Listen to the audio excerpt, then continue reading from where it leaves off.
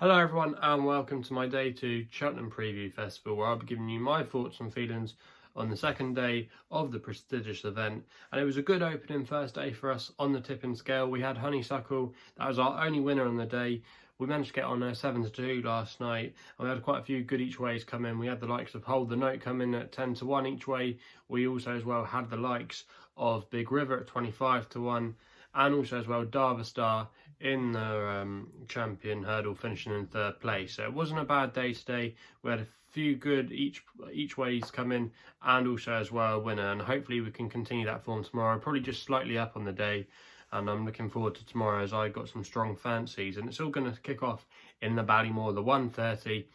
And I'm going with Sporting John here. Now, I know Envoy Allen will be really popular tomorrow, but if you've been following my work for quite a while, you will know that I've not been with Envoy Allen at all. I thought his performance last time out at Nace, on the Lawler of Nace Hurdle, Grade 1, was very workmanlike. And even though he has been workmanlike in his displays, the form of that race has not worked out at all well. And it's also as well normally a poison chalice. I think the last winner to come from that race that went on to win at the Cheltenham Festival in the same year was back in 2009, so quite a long time ago, and it's not normally a race that's a good stepping stone for Cheltenham. But prior to that, I know he'd beaten Abacadabras, who has franked the form by finishing 2nd in the Supreme today, but I just thought there could be other novices that could be worth taking him on with when it came to the day, and I think I found one in the shape of Sporting John. I'm really sweet on him tomorrow.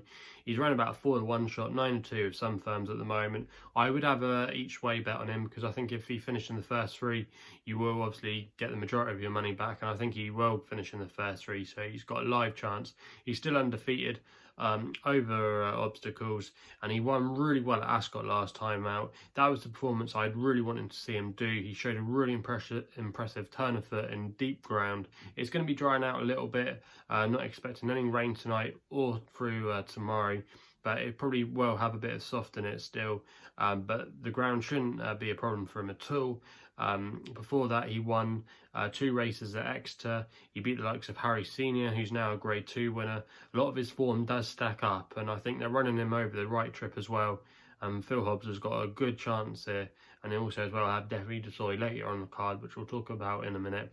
But yeah, for me, Sporting John is the one to take on Envoy Allen, and I think he'll have maybe an extra gear compared to Envoy Allen to come out on top. So for me, Sporting John is going to be the only bet for me in the Ballymore Novices Hurdle.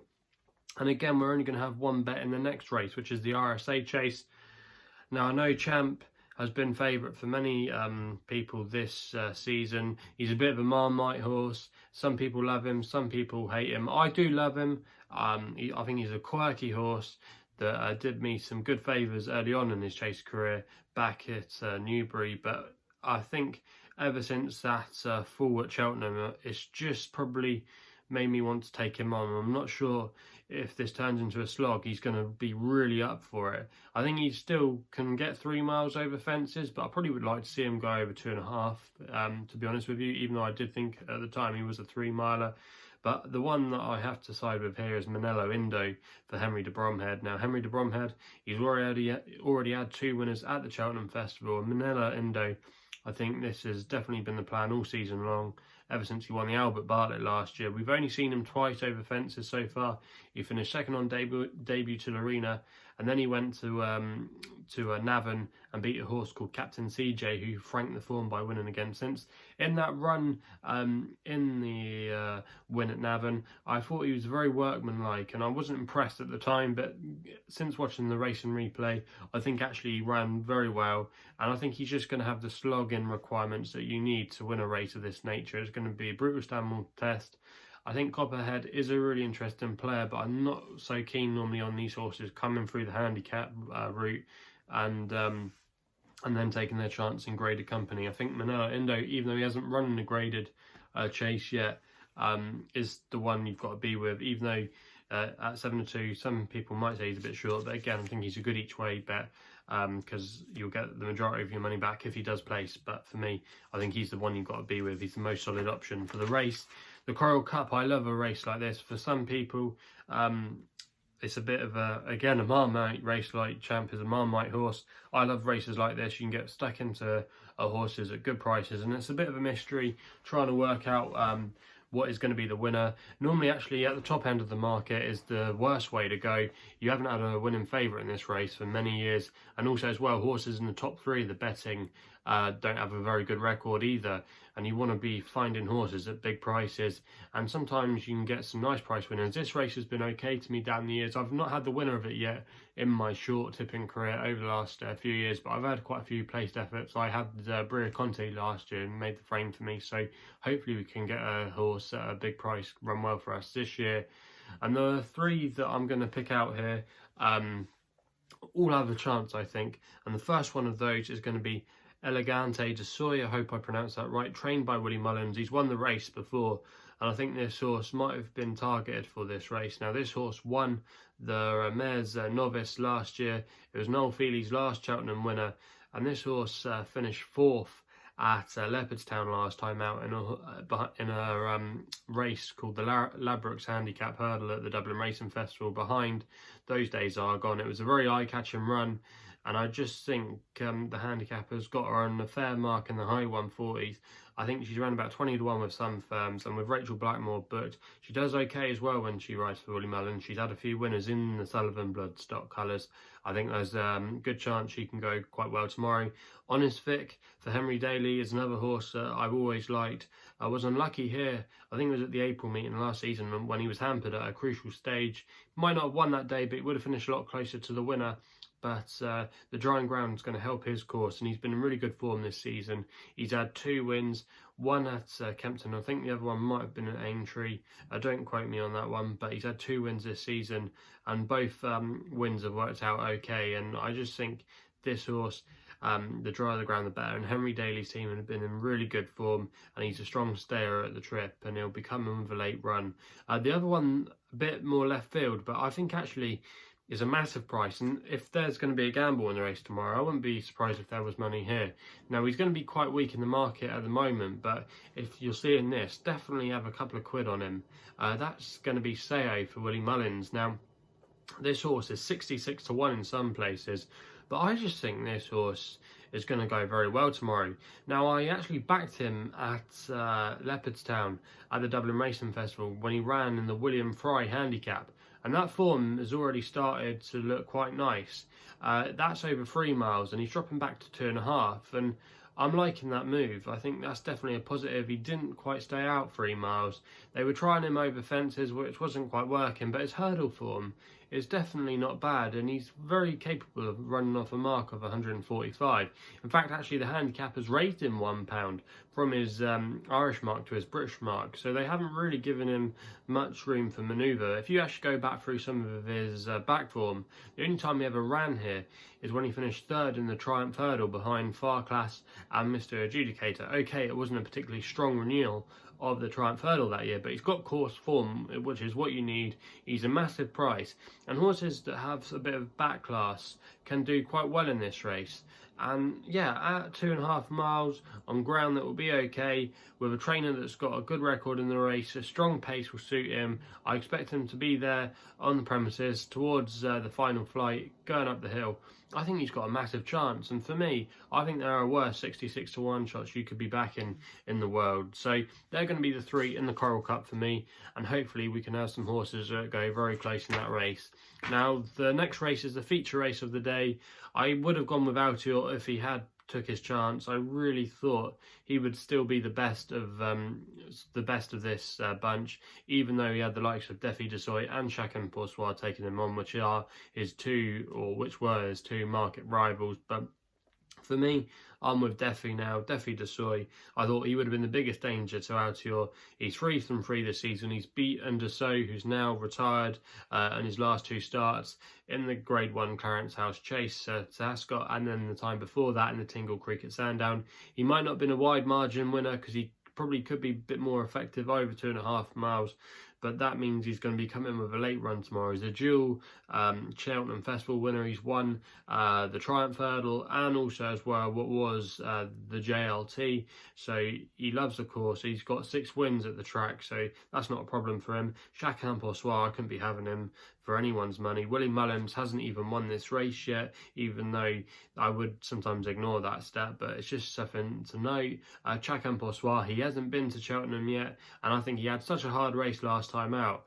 I think he's going to suffer for that later on in the season. I know he beat Defi at Punchestown at the end of last season, but both horses had different routes to get in there. Chacun Pour Soi had only had 1 run prior to that, and Defi had had a hard campaign. He'd been to Cheltenham, he'd been to Sandown to win the Scilly Isles Novices Chase. He had a hard campaign and probably just could have done with a break, but he still ran with credit to finish second. Chacun Pour Soi, I thought he had such a hard race last time out, and I thought actually he was a bit slow. I thought Min should have won that race, and I think if Min had sat waiting to pounce on Chacun Pour Soi and not gone like a head case earlier on against Ornua, he would have won that day. I can't back Chacun Pour Soi. I would give a positive mention possibly for Dynamite Dollars and Seuil to make the frame. I think they can finish ahead of Chacun Pour Soi.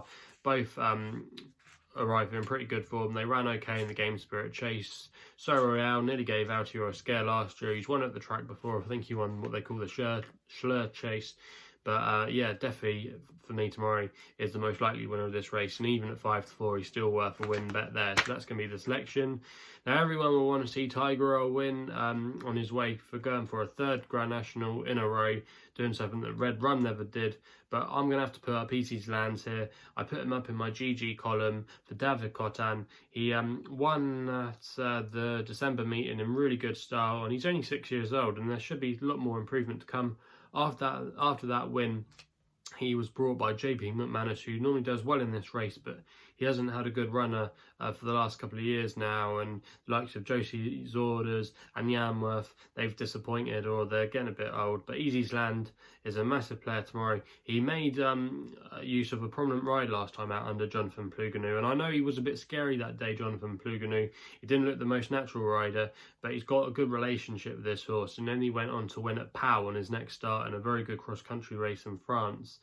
And I spoke to Lauren Barberon, who I know at Sky from when I do a bit of work there, and he really likes Jonathan Plouganou. He said don't be worried about him, and he's really confident, and he's a very good judge that he will get the better of Tiger. I'd love to see Tiger win. He's won this race the last couple of years by wide margins, and he's definitely going to be hard to beat. But Easysland's got a massive chance. You can get him at 4-1 in some places.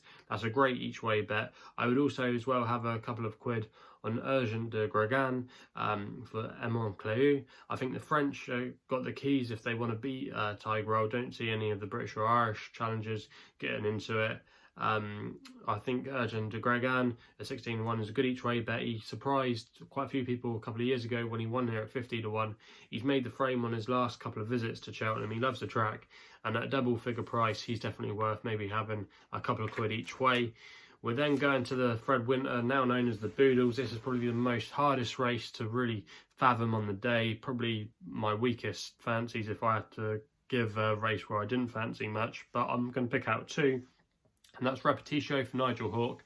He won as a 3-year-old at Cheltenham in December last year, and he's off a mark of 130, and he hasn't run since because this has been the target for him. They've wanted to protect that mark, and that race against the older horses has actually worked out okay because the 3rd and 4th place horses never adapt to Nordic combined. I've subsequently come out in the last couple of months and have won since that run, so it suggests it wasn't a bad effort, and he did very well against older horses. Now there might be some classier individuals tomorrow, but he's around about 16-1 in some places, and I think he's a good bet with his previous course form. The other one I will have a small saver on is Thyme White for Paul Nicholls. Paul Nicholls has got a good record in the race. I believe he's won it 3 times, and Thyme White was a good winner at Musselburgh last time out. And Paul Nicholls in his Betfair blog said this is probably his best chance of a winner tomorrow, and wouldn't mind if the ground's on the soft side or on the good side. Very versatile horse. He's got back form through the likes of Goshen, and also as well, I think he bumped into a good horse at Kempton, which has won again since. So he's got a lot of back class really, Thyme White, this season amongst the juvenile ranks, and he could be off a good mark in the low 130. So for me, Thyme White, he's about 12 or 14 and 1 in places, is a good each way bet to have in that race. Now the 2 for the bumper, the stronger of my 2 selections is going to be Ocean Wind. Roger Teal's probably delighted that the ground is going to be drying out. I'm not sure how dry it will be by the time tomorrow, but hopefully he might have maybe good to soft mentioned in the description. But Roger Teal's got a good live chance here with Ocean Wind. Ocean Wind, I backed him actually on debut at Huntington when he won at 28-1, and then he finished second on New Year's Day at Cheltenham, running on really strongly where the ground was against him that day being soft. But then he bolted up last time at Newbury in a good bumper race, which is often won by some graded horses, and he quickened away from them very well that day. He's by Teofilo. He was actually bred to be a Godolphin flat horse, but he's a lively player, I think, tomorrow.